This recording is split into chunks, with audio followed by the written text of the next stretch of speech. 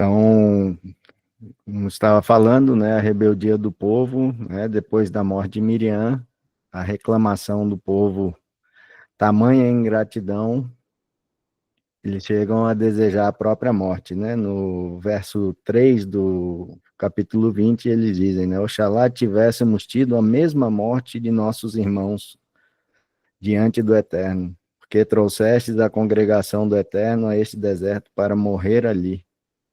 Nós e nossos animais, né, eles estão questionando Moisés, mas dentro do questionamento tem esse desejo de morrer, né?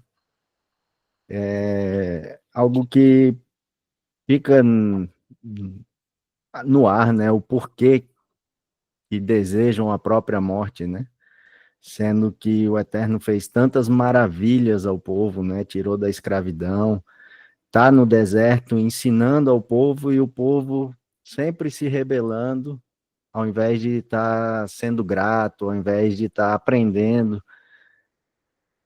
Eu creio que mostra muita falta de humildade do povo, né?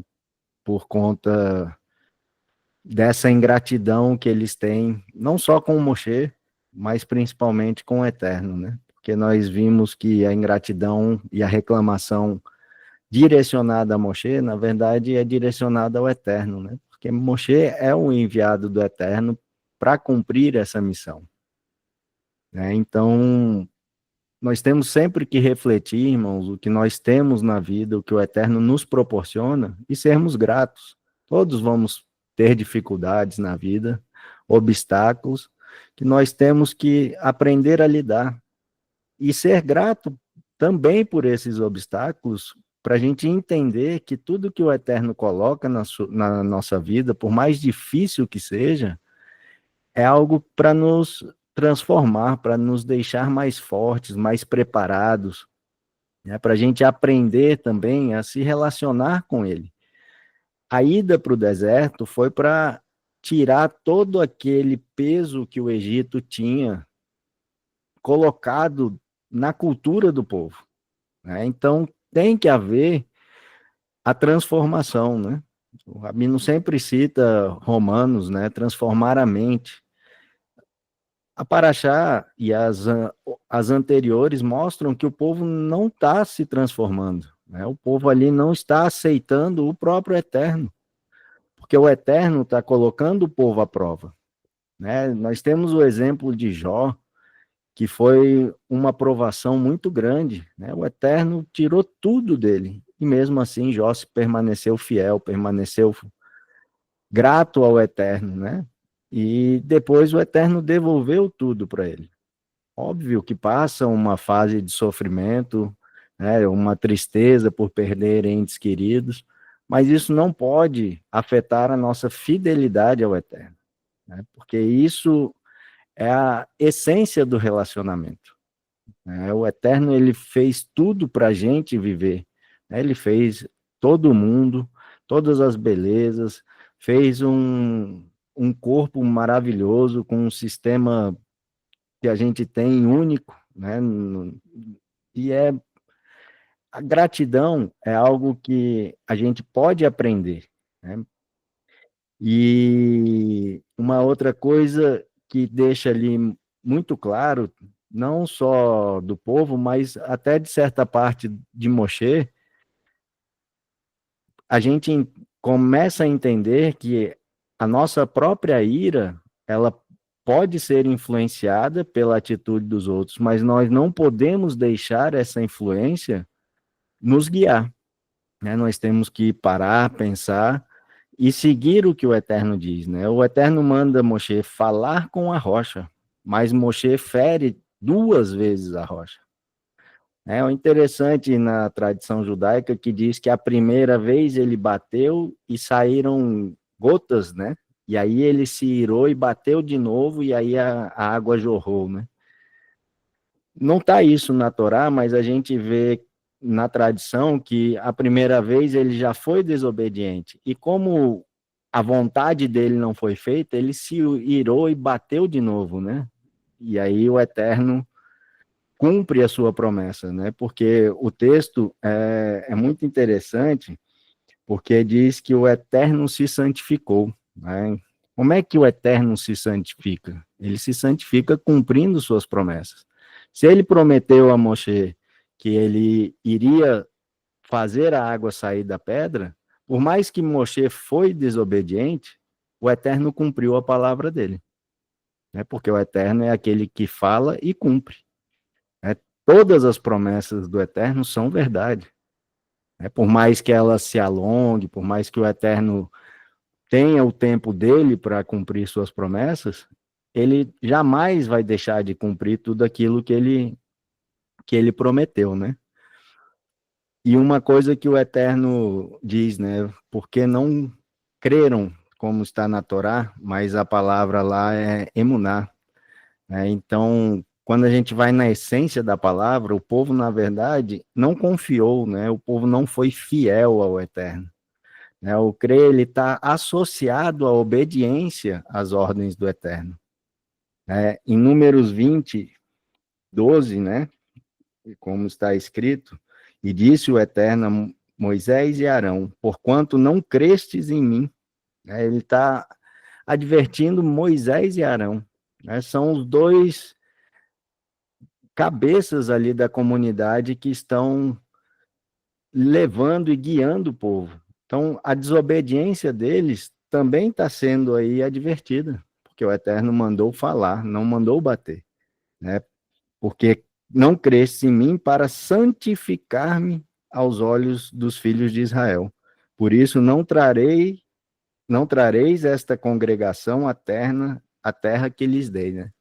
Ou seja, Moisés e Arão não vão levar o povo à terra.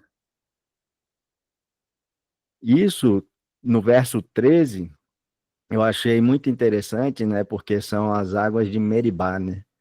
E aí eu, lendo no hebraico, eu fui olhar a raiz da palavra, né, que é mem, resh e bet, né, num nível sod, né, levando lá para os pictogramas, né, o mem representa a própria água, né, o resh é a cabeça e o bet é a casa, né, são as águas do cabeça da casa de Israel, são as águas de Deus, né, é o próprio Eterno ali se manifestando.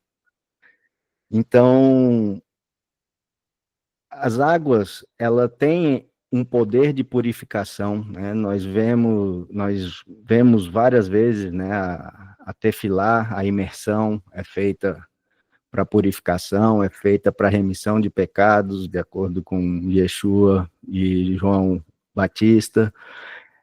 A água ela é usada no ritual da vaca vermelha para purificação, aspersão, junto com toda a cinza da vaca, mas a água ela está sempre envolvida, né? A água foi usada para purificar o mundo com Noé, então tem toda essa manifestação do Eterno através da água, né? E o Eterno se santifica cumprindo as suas promessas, né? A morte de Arão, né? Tá lá um pouco mais à frente, né? O Eterno anuncia, fala para Arão, Moshe e o Elazar subirem ao monte, né? O Eterno manda tirar a roupa do sacerdote, passar para o filho dele, e ali morre Arão, né? Então nós temos numa paraxá Miriam e Arão, né? O falecimento dessas duas grandes personalidades da Torá.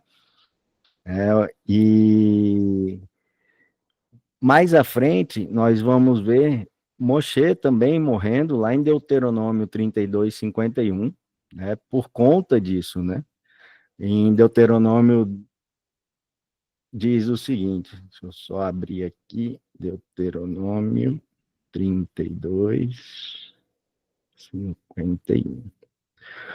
Porquanto causastes que se tenha pecado contra mim no meio dos filhos de Israel, junto às águas de Meribá, em Kadesh, no deserto de Tsim, porque causastes que eu não fosse santificado no meio dos filhos de Israel.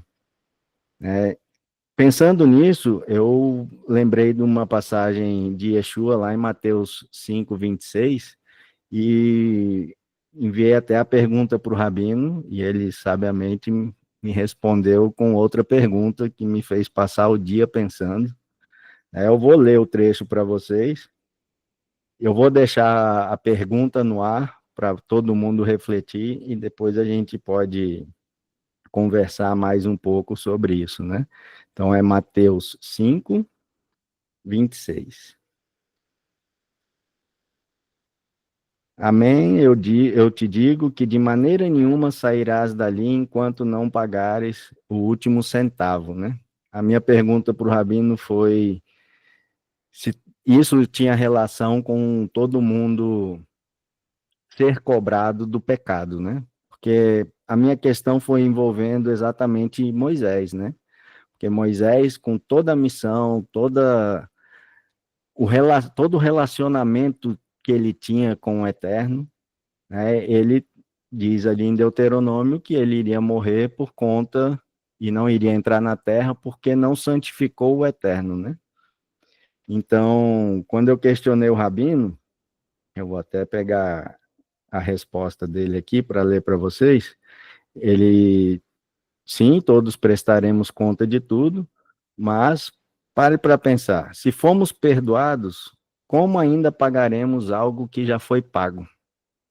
Né? Ele com certeza está se referindo a Yeshua, né? E nesse sentido da cruz também tem a relação com a serpente de bronze, né? Porque Yeshua cita o ato da serpente, né? Quando ele vai ser levantado ao madeiro, e esse ato de olhar para a serpente, né? Ele significa reconhecer a condição de pecador, né? Porque ali o povo reconhece, lógico, tá um monte de serpente matando um monte de gente, aí o povo sempre que está sendo cobrado, rapidinho reconhece o pecado e assume o erro para fazer techuvá, né? E Yeshua, ele traz esse sentido para a gente de salvação, né? De expiação de pecado, através do sangue dele, nós tivemos a nossa dívida quitada. Mas lembrando que a dívida foi quitada, não é para acumular uma nova dívida, porque quando vem uma nova dívida, nós temos que novamente fazer techuvá, nós temos que nos arrepender. E quando eu respondi para o Rabino, eu coloquei isso, né? O perdão ele está sempre ligado ao arrependimento. Não existe perdão de pecado sem arrependimento. Não adianta a gente oferecer sacrifício ou confessar os nossos pecados e amanhã está cometendo o mesmo pecado, né? Não houve transformação. E é isso que eu vejo nessa paraxá e nas outras anteriores, que é o povo que se arrepende quando está sendo cobrado, mas no dia seguinte está questionando o Eterno, está brigando, está fazendo motim contra o líder da comunidade. Então, fica de reflexão a pergunta do Rabino para todos, né? E eu creio que o Rabino possa também explicar melhor isso, porque é uma questão que eu fiquei realmente o dia todo pensando, e é difícil trazer uma conclusão por conta de tudo que a gente vê na Torá, né? Óbvio que o sacrifício de Mashiach é uma bênção na humanidade, né? O Eterno deu o Filho dele por amar o mundo, né? E ele carrega os nossos pecados, né? Como diz o texto, né? Ele carrega o pecado do mundo e esse pecado o grande pecado é sempre a desobediência, né? Então nós devemos fidelidade ao Eterno, nós devemos ser gratos ao Eterno e ter humildade, principalmente de reconhecer as nossas fraquezas e transformar elas, né? Usar isso para a gente ter um crescimento moral, né? Um crescimento espiritual e um crescimento também em comunidade, né? Porque o exemplo de um é o exemplo que vai influenciar o outro, né? Seja para o positivo ou seja para o negativo, né? O negativo, que seja igual ao Moshe, né? Que teve ali uma certa influência do povo cobrando, né? Como ele mesmo quis argumentar com o Eterno, foi o povo que me tirou do sério, isso não é desculpa. Nós não podemos usar o outro de desculpa para os nossos erros, porque cada um vai responder pelos seus atos, pelas suas obras. Então, eu quero encerrar deixando sempre essa mensagem de reflexão para a comunidade, para que nós possamos estar sempre no caminho de fidelidade, né, para que a gente possa se conectar com o Eterno, né, cumprindo todas as ordenanças dele, para que nós cada vez mais sejamos fortalecidos pela bênção que é a Torá nas nossas vidas. Obrigado, irmão Rafael. Muito interessante as suas colocações. E realmente, às vezes, a gente tenta fazer as coisas do nosso jeito, né? E esquece com o que o Eterno falou, e depois as consequências realmente vêm. Mas muito interessante. E agora eu gostaria, a pergunta vai estar no ar aí, né? Depois os irmãos que queiram participar ou acrescentar mais alguma dúvida, depois terão espaço para isso, tá bom? Rabino, o senhor está com a palavra aí.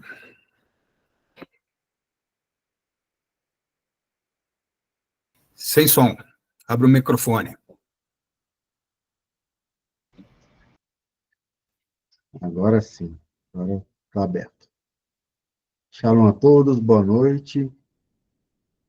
Essa paraxá é uma paraxá riquíssima de simbolismos, né? E o que eu quero colocar nesse comentário, que eu gostaria de compartilhar com vocês, é mais a questão do que Moshe fez, do comportamento de Moshe, né? Como é que isso reflete nas nossas vidas, no nosso cotidiano, né? Na nossa família, nos nossos trabalhos, onde nós estamos envolvidos, né? Na nossa relação com o próximo, né? E o que acontece com Moshe é uma coisa que não é a primeira vez que acontece nas Escrituras, na Torá. A gente vai ver que isso já aconteceu também lá atrás, lá no iniciozinho, com Adão e Eva, né? Com Rava e Adão, né? E a gente vai entender um pouquinho como é que isso se dá nessa paraxá. A questão da novilha vermelha, né? Da parada do mar, essa passagem eu vou comentar bastante ela amanhã, né? No nosso estudo, no Shabat, quer dizer, no nosso estudo, né? Vou falar sobre Paradomá, Temimá, né? O que essas três palavras significam, para onde elas apontam, né? Vou mostrar um pouco da numerologia por detrás dela, o significado da numerologia por detrás disso, mas hoje eu gostaria de focar um pouco mais no comportamento de Moshe, né? Como é que Moshe ele se relaciona com o povo, como ele se relaciona com o eterno, né? Como é que isso tem a ver com a nossa vida, né? No dia a dia, né? Então, é um pouquinho sobre isso aí que eu queria ficar focado no que a gente vai falar hoje, né? Quando o Moshe ele fala ele recebe, na verdade, as orientações de Hashem, né? Qual deveria ser o comportamento dele, né, naquele momento, né? Como é que ele se comportou ali, né? A gente sabe que está lá em Números 20, do verso 7 ao verso 12, vou até abrir ali para todo mundo poder ficar na mesma página. Números capítulo 20, do verso 7 ao verso 12.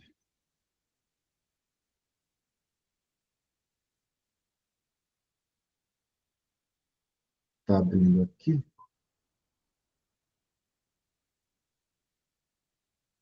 E diz assim: o Senhor falou a Moisés: toma a vara e ajunta a congregação, tu e Arão teu irmão, e falai à rocha perante os seus olhos e dará sua água.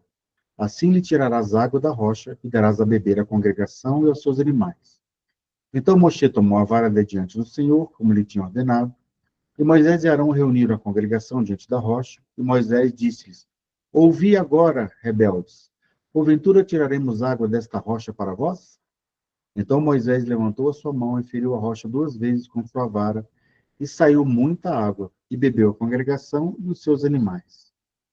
E o Senhor disse a Moisés e a Arão: Porquanto não crestes em mim, para me santificar diante dos filhos de Israel, por isso não introduzirei esta congregação na terra que lhe tenho dado. Essas são as águas de Merivá, porque os filhos de Israel contenderam com o Senhor e se santificou neles. Depois Moisés de Cádiz mandou mensageiro ao rei de Edom, dizendo: Assim diz teus irmãos Israel, sabes todo o trabalho que nos sobreveio, como nossos pais desceram ao Egito, e nós, no Egito, habitamos muitos dias. E como os egípcios nos maltrataram a nós e a nossos pais. E clamamos ao Senhor, e ele ouviu a nossa voz e mandou um anjo e nos tirou do Egito. E eis que estamos em Cádiz, cidade da extremidade dos teus termos. Deixa-nos, pois, passar pela tua terra. Não passaremos pelo campo, nem pelas vinhas, nem beberemos água dos poços. Iremos pela estrada real. Eu vou parar por aqui, e aqui já vai entrar na questão, uma segunda questão que nós podemos tratar também. Então, nessa passagem de Números capítulo 20, do verso 7 até o verso 12, praticamente, né, Moshe recebe do Eterno, Moshe e Arão recebem do Eterno, uma ordem bem organizada, bem estruturada do que ele deveria fazer. Ele fala: toma a vara, ajunta a congregação, fala a rocha, e a partir desses 3 passos vai ter um resultado, a água vai fluir da rocha. Né? Porém, nós sabemos que Moshe, ele se irritou com o povo, né? Porque ele diz lá: ouvi agora, rebeldes, faremos sair água desta rocha para vós? Parece que fugiu um pouco do script que o Eterno havia dado, né? E aí ele bate na rocha 2 vezes, ao invés de falar à rocha, né? O resultado é que a água flui, a água sai. Porque o que o povo estava esperando era água. O povo não sabia desses passos que Moshe e Arão tinham que fazer para que da água fluísse, da rocha fluísse a água. Então, nós temos 2 ambientes aqui: o ambiente de Moshe e Arão, com uma instrução dada pelo Eterno, e o ambiente das pessoas e os animais que iriam ser beneficiados pela obediência de Arão e de Moshe. Ou seja, o que eles esperavam ali era água. Como a água ia vir, para eles, não importava muito. Importava que a água viesse, que a água surgisse, que a água fluísse de alguma maneira. Que Moshe e Arão resolvesse essa demanda, né, essa angústia, essa necessidade que o povo estava tendo. E uma coisa importante sobre isso, a gente tem que entender que, muitas vezes, a multidão, ela só quer a bênção, ela não está se importando quem é que está dando a bênção, de onde está vindo, ela quer resolver o problema dela. Né? Então, por isso que muitas vezes Yeshua fala que poucos são os que ouvem, poucos são os que entendem, poucos são os que compreendem, né? Porque a grande multidão, muitas vezes, ela quer só pão e peixe. Ela quer resolver o seu problema. E aí nós temos que pensar em que lado que nós estamos. Como nós nos colocamos nessa situação. Nós simplesmente queremos a bênção, o resultado, ou nós estamos interessados e preocupados também com o processo, com o passo a passo, com o que eu faço para receber aquela bênção, para receber aquilo que eu tenho de necessidade, né? Então, eu reforço que a gente tem que se preocupar com o processo, e o processo vai me levar a um resultado. Eu não tenho só que querer o resultado independente do processo. Isso é uma coisa importante. E aqui a gente vê que Moshe, como um líder, né, ele tinha que entender que o Eterno seria santificado naquelas atitudes que ele iria ter perante a congregação. E duas coisas importantes aí. Ele pede para pegar a vara, né, aquela vara, lembra que floresceu, que identificou que a tribo de Arão é a tribo que tem o sacerdócio? Então, já vamos pegar um elemento que vai identificar a autoridade divina, a escolha divina para aquela tribo sacerdotal. Nós temos um outro elemento aí, que é a fala, né? Porque o Eterno fala, fale a rocha, e a rocha vai fluir água. Ou seja, você está falando para um objeto inanimado, para algo que, olhando com os olhos totalmente naturais, é um algo que não tem vida, e não tem como responder a você, não tem como te devolver uma informação, né? Parece coisa de maluco falar para a rocha, né? Mesma coisa falar para uma parede, né? Então, aqui tem um outro elemento que é a fala, porque nós nos remetemos a Bereshit. Ou seja, quando a gente entende sobre a fala, a gente vai entender que o Eterno criou tudo pela palavra. Haja luz, e houve luz. Haja separação de águas superiores, inferiores, enfim. O Eterno foi criando, né, as coisas pela palavra. Então, quando Moshe usa da palavra para criar algo, ou seja, para fazer surgir algo da rocha, há uma identificação de que isso provém de Hashem, porque nós já temos esse fato ocorrido na criação do mundo, lá em Bereshit. Então, isso ensina para a gente, né, olharmos os detalhes do que o Eterno está dizendo para a gente e entender quais são os vínculos, né, as ligações que tem entre aquilo que o Eterno está falando. E com isso, o povo entendendo a autoridade sacerdotal, entendendo que Moshe é o representante do Eterno para o povo naquele momento, e que pela palavra ele está fazendo criar uma situação antes não existente, pelo menos aparentemente, visivelmente, né? Isso identifica o autor, né? Ou seja, o emissor, ou aquele que está sendo o guardião desse momento ali. E aí as pessoas, tendo essa identificação, elas iriam santificar o nome de Hashem, ou seja, entender que o Eterno é o único Deus verdadeiro, nada de faraó do Egito, nada de bezerro de ouro, nada de tantas outras coisas que o povo para trás acabou fazendo. Então, isso iria dar uma santificação, ou seja, uma exclusividade na relação. A nossa relação ela é exclusiva com o Hashem. É exclusiva com o Deus que criou todas as coisas. Então, nesse momento, esse era o script de Moshe para passar para o povo ter essa compreensão e passar a ter o Eterno como o único Deus, né, de forma exclusiva e não se preocupar com outros deuses, com outros povos. O Eterno vai imprimindo na mente e no coração das pessoas essa certeza cada vez mais. Porém, Moshe não segue um script, né? E o Eterno fala para Moshe, né? Como Ovadia falou, porque você não creu em mim. Às vezes nós achamos que atitudes nossas não estão demonstrando a nossa falta de fé. Na verdade, a nossa atitude, diferente daquilo que o Eterno disse, mostra a nossa falta de fé, a nossa falta de confiança, de segurança, de relacionamento com Hashem. Então, o que acontece nesse com Moshe? A gente tem que entender que Moshe já está vindo de uma sequência de reclamações, uma sequência de mortes, uma sequência de momentos difíceis na relação com o povo, né?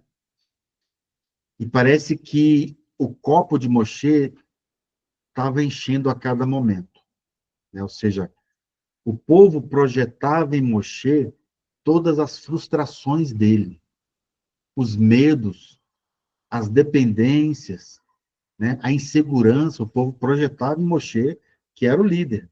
Isso provocava em Moisés e Moshe uma pressão imensa, né? Dessa representação, de ser esse representante, né? Ele não era só o líder naquele momento, mas ele simboliza para todo aquele povo que saiu do Egito um novo começo, uma nova realidade que vai ser desvendada, né? Uma esperança de dias melhores, né? Então, representa a autoridade de Hashem, né? O cuidado do Eterno sobre o povo.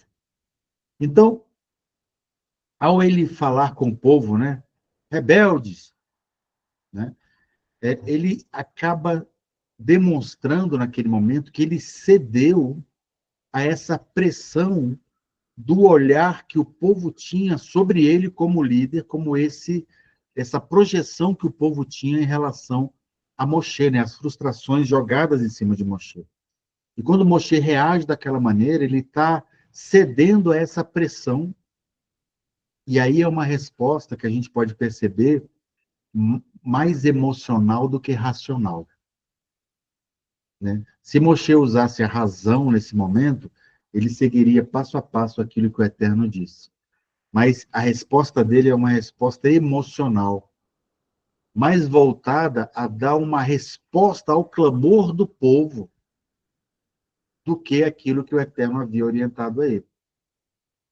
Então, vejam como a posição de Moshe é uma posição delicada e a posição do líder é uma posição delicada, né? Ele absorve toda essa angústia, essa frustração do povo, esse desejo, esse medo que o povo tem, e age a partir disso, e não a partir da orientação que o Eterno deu a Moshe. Ou seja, ele não se manteve equilibrado nessa hora, apesar da pressão externa.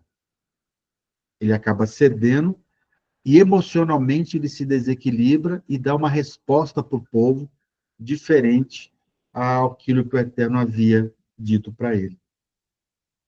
E vejam, Moshe, como eu falei, né, ele vem carregando eventos atrás de eventos difíceis, né, bem difíceis, de rebeldia, de queixa, de idolatria, né? E a rocha, naquele momento, se torna algo simbólico, né, no sentido de é a forma que o Eterno deu a Moshe, porque lá atrás já tinha acontecido na rocha, de bater, aqui era para falar a rocha, então a rocha ela se torna um momento de alívio de tensão para Moshe e para o povo, né? Então, bater na rocha, né, mostra algo que está nesse percurso de Moshe, ou seja, vem sendo imprimido em Moshe essa carga toda, e esse fato de bater na rocha é uma demonstração física, é isso que eu quero dizer, de algo que Moshe vem guardando, sabe, assim, o copo vai enchendo. Moshe não conseguiu trabalhar isso de forma a não carregar, não absorver isso do povo, né? Ele não conseguiu se colocar de forma a não ser carregado com as frustrações do outro. E aí ele se deixa desequilibrar por isso e demonstra isso através do que ele fala e do que ele faz. Desobedientes e bate na rocha, né? Ou seja, ao invés dele falar a rocha, ou seja, de usar a palavra, essa maneira da comunicação, ele faz um ato físico, né? Ou seja, ele bate na rocha. Então, ele substitui a palavra pelo ato. E quando a gente faz a substituição da palavra pelo ato, é uma maneira de demonstrar, às vezes, uma falta de fé que nós temos. Uma coisa é eu falar a rocha. A outra coisa é eu bater na rocha para que dela se rompa uma superfície rígida e flua água. Então, qual é o maior ato de fé? Seria falar ou fazer? Né? Lembra que Yeshua faz essa comparação lá com o paralítico? Né? É mais fácil eu falar seus pecados estão perdoados ou toma teu leito e anda? Né? Então, assim, o mais fácil era falar, porque não tem uma comprovação física. Né? Mas quando ele fala e prova, né, no caso de Yeshua lá na frente, né, é diferente daqui de Moshe, porque Moshe tinha que demonstrar a fé através do simples ato de falar, e não do ato de agir fisicamente. Agir fisicamente demonstra pouca fé nesse caso. Falar exige muita fé, porque ao falar a água iria fluir, né? Então essa ação de Moshe, né, é como se fosse dar um passo atrás na evolução da sua fé. Por isso que o Eterno fala, porque você não creu em mim. Falasse somente, tudo ia dar certo, né? Então, isso é algo que é o impulso que Moshe teve, baseado nessa pressão externa, onde ele deixa de seguir os passos de Hashem e cria a sua própria interpretação daquilo que Hashem falou. O Eterno não pediu para chamar ninguém de rebelde. O Eterno não pediu para bater na rocha. Então, pequenas mudanças que nós podemos fazer num mandamento, numa instrução, num ensinamento de Hashem, pode levar a gente para bem longe do resultado que o Eterno espera da nossa obediência. Veja, aqui nós temos dois ambientes, Moshe, Arão e Hashem, e o povo. O povo queria água. E com isso, com essa atitude de Moshe, o Eterno seria santificado porque o povo viria um grande milagre acontecendo e ligaria isso a Hashem. E aí a gente vê como Moshe estava ferido nessa hora, que Moshe ele usa a expressão no verso 10. Faremos sair água desta rocha para vós? Esse faremos, essa expressão faremos, ele tira o foco de Hashem. Ele coloca o foco nele, em Arão. Por que ele não falou, o Eterno vai fazer jorrar água desta rocha? Não, mas ele puxa a atenção para si. Né? E nessa hora, é como se Moshe, como ele estava emocionalmente abalado ali, né, pelo que ele está fazendo, há uma confusão entre Moshe e a missão de Moshe, abençoar o nome de Hashem. Por isso que há uma mistura entre o papel espiritual do líder naquele momento, de levar o foco para Hashem, ao invés de trazer o foco para si. Em vez de trazer aquilo como algo que possivelmente ele possa realizar. Está claro para a gente que Moshe amava o povo, né? O homem mais humilde. Lá no Deuteronômio a gente vê Moshe dando vários conselhos. Várias vezes o Moshe está intercedendo pelo povo, como no bezerro de ouro, como no caso da mortandade, né, da paraxá anterior, né, de Cora. Então a gente vê que Moshe tem esse coração que amava o povo. Mas chegou um momento, e eu acho que esse momento é o momento que reflete isso, que Moshe se esgotou emocionalmente. Né? Então, isso mostra que os líderes, eles têm limites também. Mostra essa humanidade de Moshe, porque a gente tem um costume de colocar Moshe sempre naquele pedestal inalcançável. Né? E realmente, Moshe foi muito grande. Mas mesmo esse homem tão grande, ele também tem limites. Ele teve limites emocionais.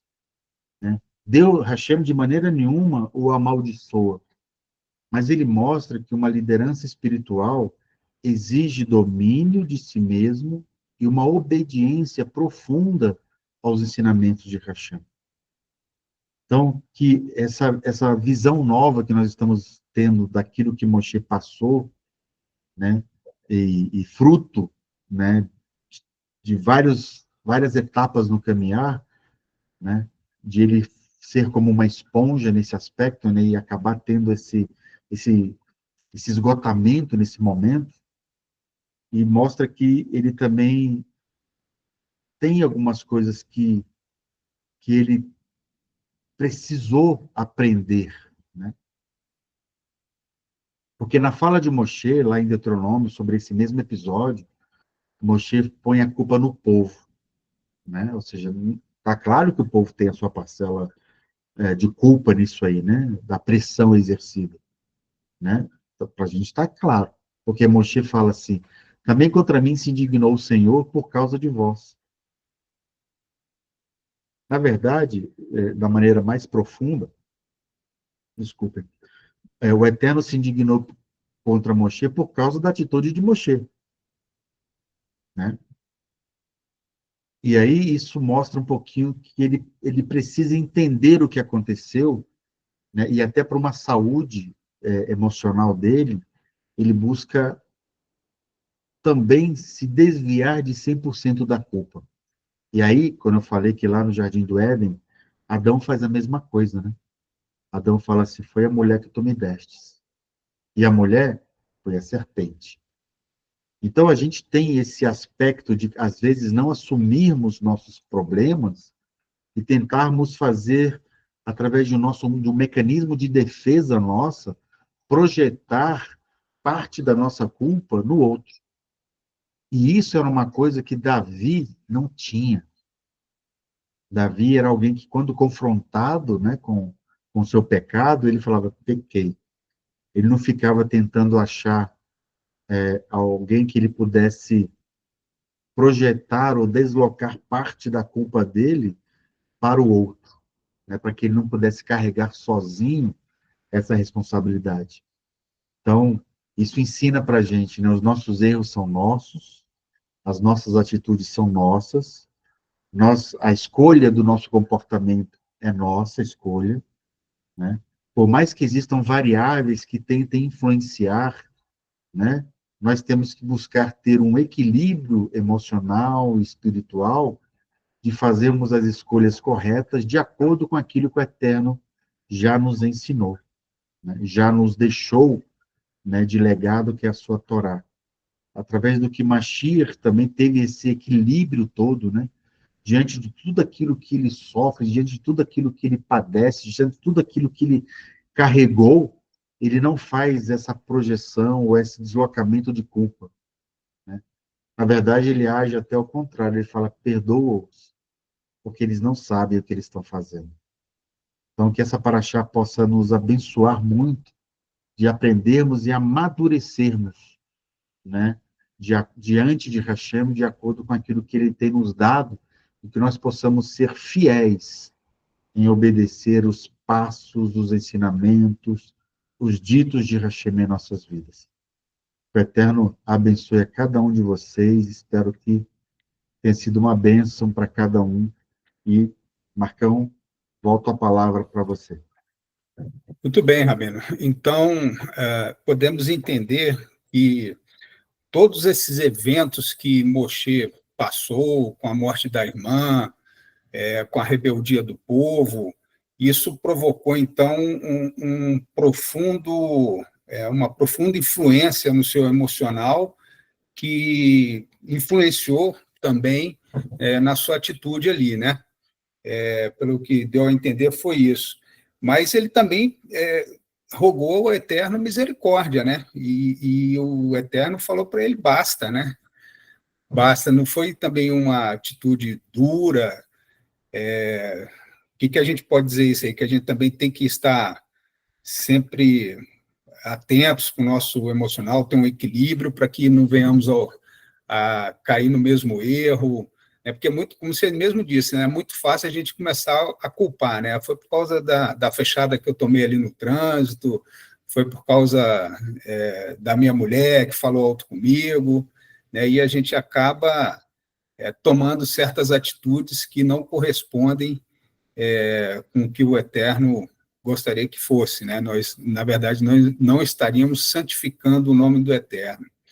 Então, temos, eu acho, que ter realmente esse equilíbrio, ainda que esses eventos, né, alterem o nosso emocional, a gente tem que procurar sempre estar focado na Torá para que venhamos a errar menos, não é isso? Perfeito, porque tudo é uma escolha nossa. Todas as nossas reações são escolhas que nós temos, que nós fazemos, né? Influenciadas pelo nosso inconsciente, né? Por aquilo que a gente tem carregando e está carregando ao longo do tempo, tem uma influência, mas quando a gente tem a consciência de perante quem nós estamos, né? Isso tem que mudar o meu comportamento. Isso tem que alterar, né, a minha percepção antiga e me fazer essa nova criatura que eu preciso ser. Amém. Né? Porque senão a gente vai estar simplesmente falando da boca para fora das coisas de Hashem, mas nada muda no nosso dia a dia, no nosso comportamento, nas nossas ações e reações. Então a gente vai estar sendo bastante